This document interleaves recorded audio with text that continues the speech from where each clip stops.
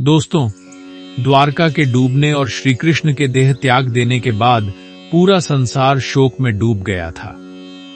पर उस शोक की गहराई भी वैसी नहीं थी जैसी वृंदावन के एकांत कुंज में बैठी वृद्धा राधा के भीतर थी। उनका शरीर भले बूढ़ा हो गया था, पर हृदय अभी भी उसी किशोरी राधा का था जो यमुना तट पर हर सुबह कृष्ण की प्रतीक्षा करती थी। उनकी आंखों में समय की धूल थी, पर प्रेम की चमक उसी प्रकार झिलमिलाती थी जैसे बचपन में जब वे श्री कृष्ण का नाम लेते ही खिल उठती थीं। राधा का जीवन अब केवल एक प्रतिज्ञा पर टिका था। जब तक श्री कृष्ण आकर स्वयं राधे नहीं कहेंगे, तब तक वे प्राण नहीं छोड़ेंगे। उनके लिए मृत्यु भी कृष्ण की आवाज का इंतजार थी। आगे क्या हुआ? दोस्तों, इस कहानी को सुनने के लिए अंत तक जरूर बने रहिएगा। दोस्तों, आपसे एक गुजारिश है कि इस वीआईपी परिवार को आगे बढ़ाने में हमें पूर्ण सहयोग करेंगे। इसके लिए एक लाइक और सब्सक्राइब जरूर कीजिएगा। तो दोस्तों, आइए सुनते हैं आज कहानी में राधा की मृत्यु का असली सच। वृंदावन के लोग अक्सर राधा को अकेले बैठकर यमुना की ओर ताकते देखते थे। कभी वे मुस्कुराती, कभी आंखें बंद कर लेती, जैसे किसी अनदेखे स्वर को सुन रही हों। लोग कहते थे कि राधा रानी की सांसें अब कृष्ण की धुनों पर चलती थीं। उनके लिए जीवन, मृत्यु, समय सब कुछ कृष्ण का ही प्रसाद था।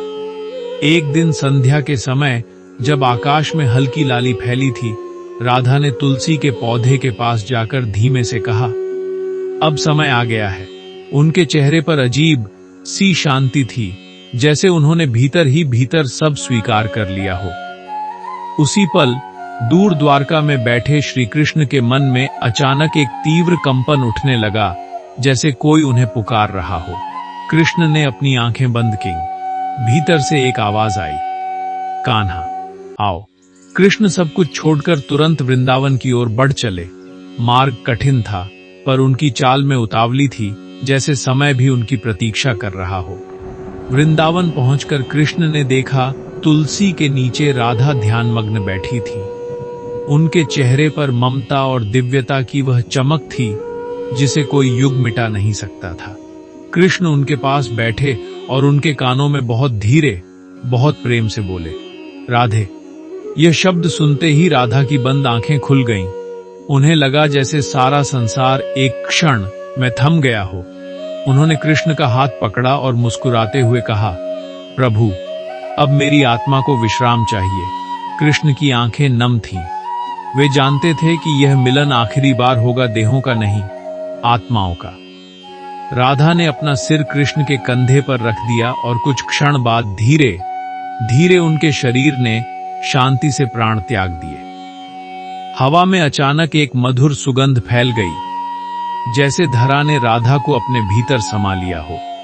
राधा का देह वहीं तुलसी के नीचे विलीन हुआ, पर उस स्थान से बाद में एक अद्भुत पौधा उगा जिसे लोग राधा वृक्ष कहने लगे।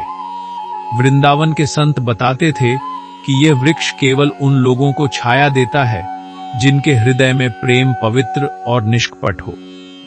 राधा के देह त्याग के समय उन्होंने कृष्ण से एक वचन लिया था, जब धरती पर प्रेम की परिभाषा खो जाएगी, जब लोग प्रेम को केवल स्वार्थ व वासना समझने लगेंगे, तब मैं लौटूंगी और तब आप भी मुझे पहचानने जरूर आएंगे। कृष्ण ने मौन होकर सिर झुका दिया। वे जानते थे कि प्रेम कभी मरता नहीं, केवल देह बदलता है। समय बीता, युग बदले। बरसाने के पास एक साधारण किसान के घर एक कन्या का जन्म हुआ। नाम रखा गया ललिता। जन्म से ही उसकी आंखों में एक अनोखी चमक थी। बिना सीखे वह बांसुरी बजा लेती थी। गांव के लोग कहते, यह बच्ची साधारण नहीं। एक दिन एक वृद्ध संत ने उसे देखकर कहा, तू राधा का पुनर्जन्म है।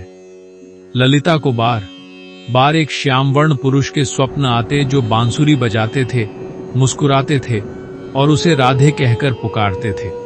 उसके भीतर एक अनजान प्रेम जागने लगा, ऐसा प्रेम जो देह से नहीं, आत्मा से बंधा था। संत ने एक दिन बताया, कृष्ण भी इस युग में जन्म लेकर साधु अंतानंद बने हुए हैं। उन्हें ढूंढना तेरी अग्नि परीक्षा है। ललिता बिना हिचक यात्रा पर निकल पड़ी। आंखों में संकल्प, हाथ में बांसुरी और हृदय में वही पुरानी पुकार। दूसरी ओर हिमालय में बैठे अंतानंद को एक दिन वही धुन सुनाई दी जो कभी राधा की बांसुरी में बहती थी। उनका हृदय कांप उठा। उन्हें समझ आ गया राधा लौट आई है। अंततः वृंदा धाम में एक कथा के दौरान जब उनकी नजर ललिता से मिली, दोनों की आत्माएं भीतर तक हिल गईं। ललिता के मुख से अनायास निकला, क्या आज भी आपको मेरी आवाज सुनाई देती है? अंतानंद मुस्कुराए, राधे तुम आ गई, लेकिन समाज ने प्रेम को पाप कहा। एक साधु कुरंगनाथ ने परीक्षा ली, यदि प्रेम सच्चा है तो ललिता आंखों पर पट्टी बांधकर अनंतानंद को खोज निकाले। ललिता ने बिना सोचे यह चुनौती स्वीकार की। आंखों पर पट्टी बांधकर वह जंगलों, गांवों, रास्तों से गुजरी। कई साधुओं ने उसे भ्रमित किया, कुछ ने मजाक उड़ाया, पर उसका हृदय सच्चाई पहचानता रहा। अंततः वह उसी गुफा तक पहुंच गई जहां अंतानंद ध्यानमग्न बैठे थे। ललिता ने बांसुरी उनके चरणों में रख दी और बोली, मैं आंखों से नहीं देख सकती, पर मेरा हृदय धड़क रहा है।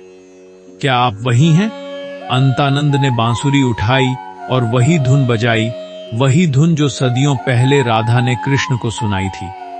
दोनों आत्माएं फिर एक हो गईं। समाज चकित था, पर अंतानंद ने सभा में कहा, प्रेम पाप नहीं, यह आत्मा का मिलन है। जो युगों पहले हुआ था वही आज फिर हुआ है। राजा ने निर्णय सुनाया, विवाह समाज का नियम है, पर प्रेम आत्मा का, और यह प्रेम पवित्र है। इस प्रकार सदियों बाद राधा और कृष्ण फिर मिल गए, क्योंकि राधा कभी मरती नहीं, प्रेम का रूप धरकर लौटती रहती है। दोस्तों, ये कहानी आपको कैसी लगी कमेंट बॉक्स में जरूर बताइएगा, और आपसे एक नम्र निवेदन है कि इस वीआईपी परिवार को एक लाइक और सब्सक्राइब जरूर कीजिएगा। अगली कहानी लेकर आपकी सेवा में जरूर उपस्थित रहूंगा। जय हिंद, जय भारत।